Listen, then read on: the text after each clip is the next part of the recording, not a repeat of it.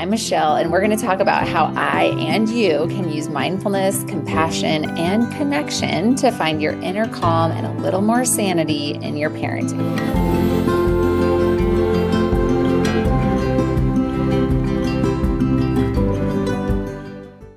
Hi, I'm Michelle, and I help parents who want to parent peacefully, to foster strong relationships with their children, and at times find it really hard. When my kids were small, I found myself so overwhelmed and burnt out. Not only did I struggle with responding peacefully or playfully, I got caught in an awful yelling pattern, followed by overwhelming shame because yelling was the last thing that I wanted to do. Before I get into today's show, I want to say I messed up. If any of you tried to get the pause and regroup, the wrong audio was on the website this whole time, so that sucks. But I redid the video, redid the audio. I created a new handout, so not only is it correct this time, but it's even updated. So definitely check out the pause and regroup. It's for those moments when you're about to lose it and you need a moment. And I walk you through pausing and regrouping, and so you can rejoin your family. So look for the link in the notes. Now, let's talk about how I and you can use the science of mindfulness and self compassion to find your inner calm and a little more sanity in your parenting. Today's topic: playing your way through needle fears. Whoa. Okay. So, what I'm talking about is kids being afraid to get shots and kids being afraid to get blood drawn or anything related to going to the doctor. Depending on your kiddo, there could be lots of different fears. I'm going to do a show later about dentist fears specifically, but for now, we're with needle fears. So I first want to tell the story of why I came to think about this in the first place. I have a kiddo who is very scared of needles, which from talking to other parents is quite normal. If you look on YouTube, there's even videos helping adults with fears about needles.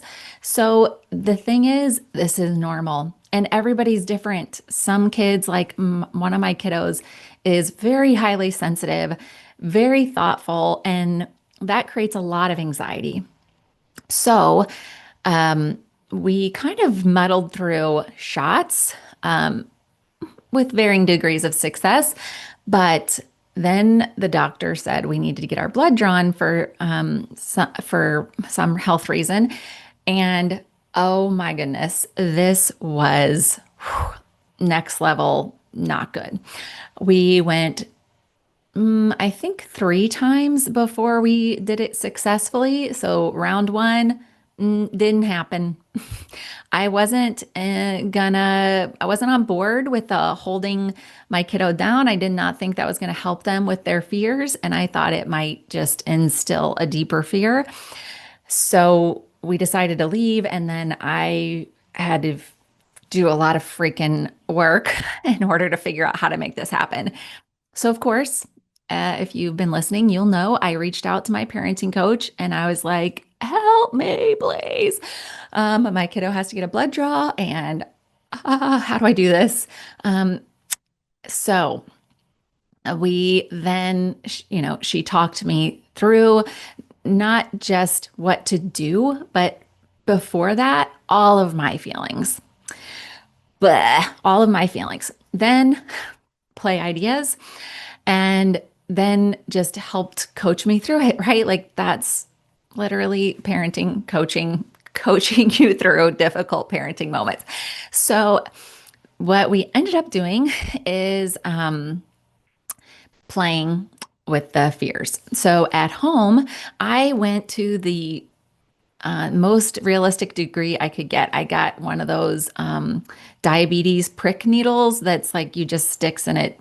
I got this band that you could tie around your arm. Like I just used stuff around the house. We got some water and put food coloring in it to make it red. So I was trying to set up at home a as similar situation to the doctor as possible. So, since we had tried it, that was the upside to have like trying to do it and then it didn't work, was that I saw how this goes. Oh, by the way, we also had one of the like helper people at the hospital, because it's a children's hospital, come in, and I had mixed feelings about their support. I could appreciate they were trying to be helpful, but what they did was shove a screen in my kiddo's face to distract them, and that was not helpful. It didn't help him with his anxiety, and it didn't help. He didn't like it. It was not helpful. So, I did not request that help again because I did not think that that was helpful. So we went another route. So, okay, we're back at home. I get the food coloring with water. I get some kind of rubber band to put around your arm because they have to like tie it and, make your vein bigger so they can put the needle in to draw the blood, blah, blah, blah. Let's see, what else did we do? So I would try to pretend like we're there, like, hi, nice to see you. How are you doing? Okay, we're gonna draw your blood now. Put your arm out. Oh, got the little wipe, right?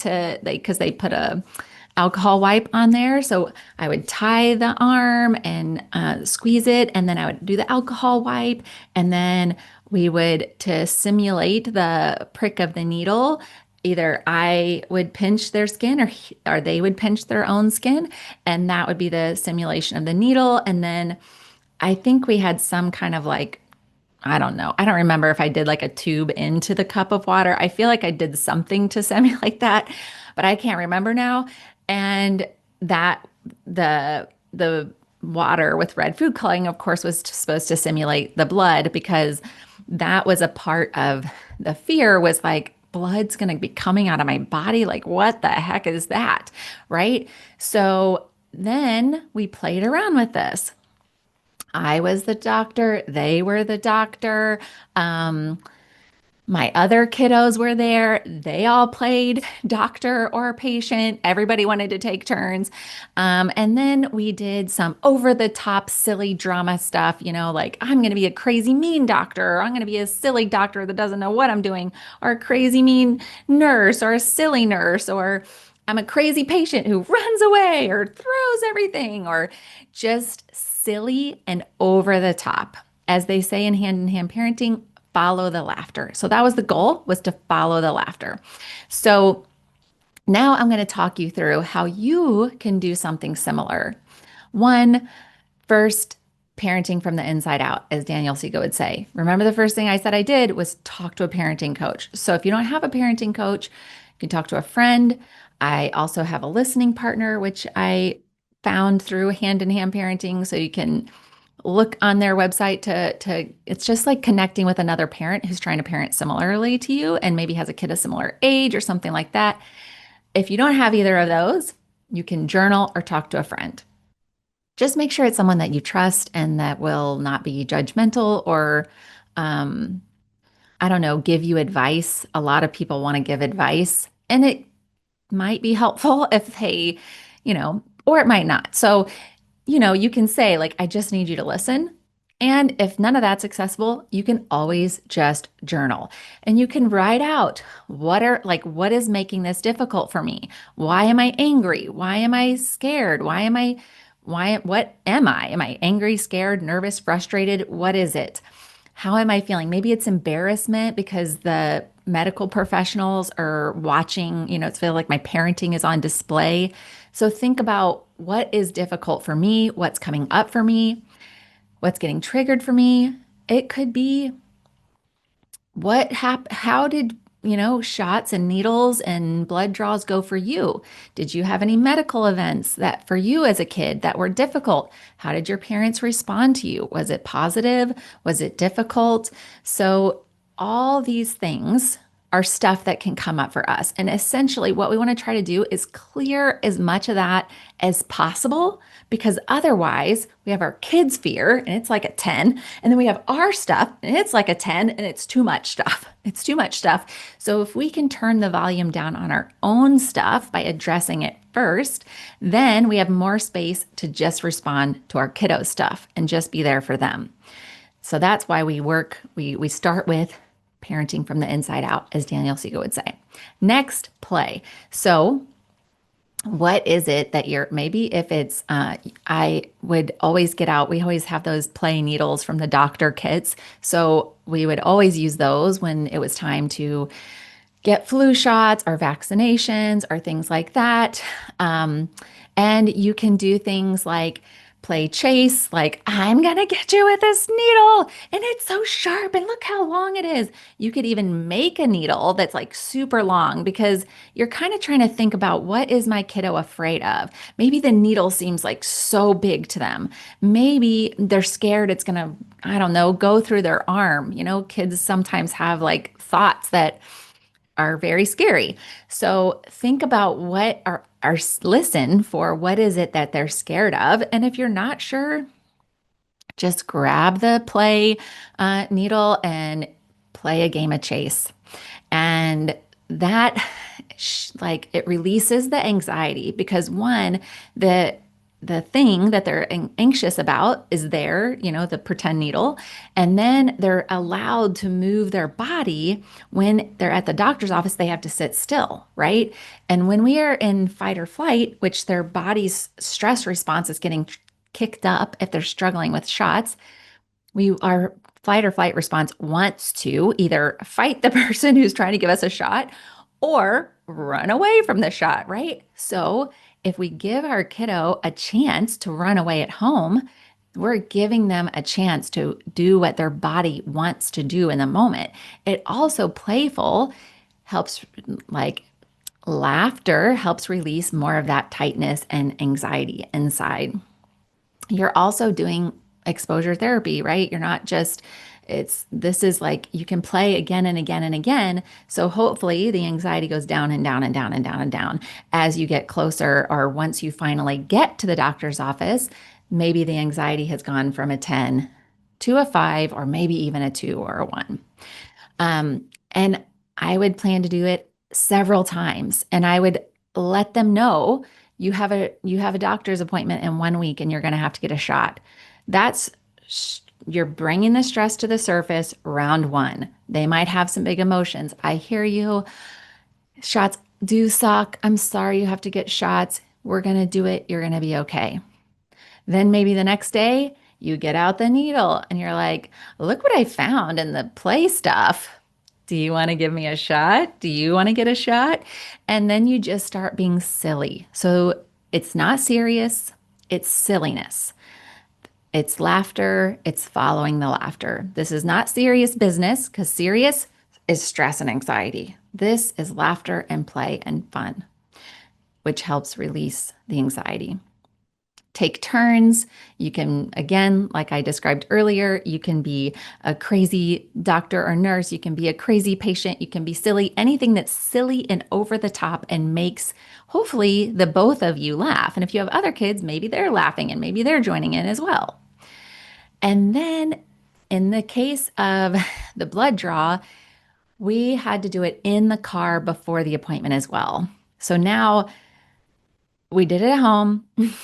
But because the anxiety was so high, I don't think we brought all that stuff, of course, but I brought the rubber thing and we did it over and over again in the car. And by that time, my kiddo was actually asking me, let's do it again. Let's do it again. Let's do it again.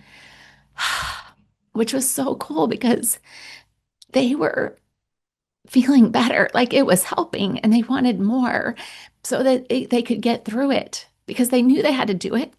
And it was helping. And so they were asking for the thing that was helping them, which is really touching, because it's really freaking hard. It's hard to have our kids so scared. It's hard for us as parents to have to walk through this. It's all freaking hard. So it was really touching that that they were asking for that, and I could give them a tool. I could do something for them that was going to help them move through this anxiety. Was it a lot of work? Yeah. Was it worth it? 100%. 100%. So I don't want to minimize the amount of work and be like, oh my God, are you kidding me? I have to do this and that and the other. Well, your future self will thank you. The future you that's sitting in the doctor's office having to go through this will thank you. And maybe it'll even not be as terrible as you think. Maybe it'll even be fun for you as well as your kiddo. So give it a try. And the thing is, every kiddo is different, right? So the things that I'm describing might not work as well for your kiddo. So you might need to, again, talk it through with a parenting coach. I found mine through hand in hand parenting. Um, Talk it through if your kiddo has a play therapist. Talk it through so that you match the way that you're showing up for them in the way that fits best for them. Because again, every kiddo is different. All parents are different, families are different. It has to work for you and your family. And this week's play idea is, well, I just gave you like a whole bunch of play, but this week's play idea is an eye rolling contest. So I have one kiddo who loves to roll their eyes. And so sometimes I'm like, oh boy, your eyes are going to roll right out of your head and roll down the drain. Did you see those eyes? And then I'm like, I can roll my eyes better than you. And so I would roll my eyes. And then she would roll her eyes. And I swear she has it down to a T. She looks like she could be on a TV show. It's hilarious. So now it took this moment of like, maybe that feels disrespectful or frustrating when your kids roll their eyes at you, and it takes it and flips it and makes it fun and silly and not something that's tense and tight and now that's going to lead to a power struggle or an argument. So if you're so inclined, try an eye rolling contest with your kiddo and have fun with it and be silly and see what happens. Thank you so much for listening. The light in me sees the light in you. And hey, before you go, I have a free gift for you. It's the guided audio pause and regroup, AKA the rage break. And this is for when you are about to lose it or you've just lost it. Maybe you're in the middle of losing it with your kids and you need a moment to regroup. And some part of your brain remembers, oh yeah, that thing for Michelle, what was it? I don't know. And you close your mouth and you walk out of the room and you put your earbuds in and I walk you through steps to regroup and shift what's happening inside so that you can return to your kiddos. So find that in the notes and let me know what you think. I'd love to hear it. A reminder, this content is intended for educational purposes only and should not be used as a replacement for private psychotherapy services. Compassionate Heart Mindful Life does not provide psychotherapy services in any capacity. I am a therapist, but I'm not your therapist, and this isn't therapy.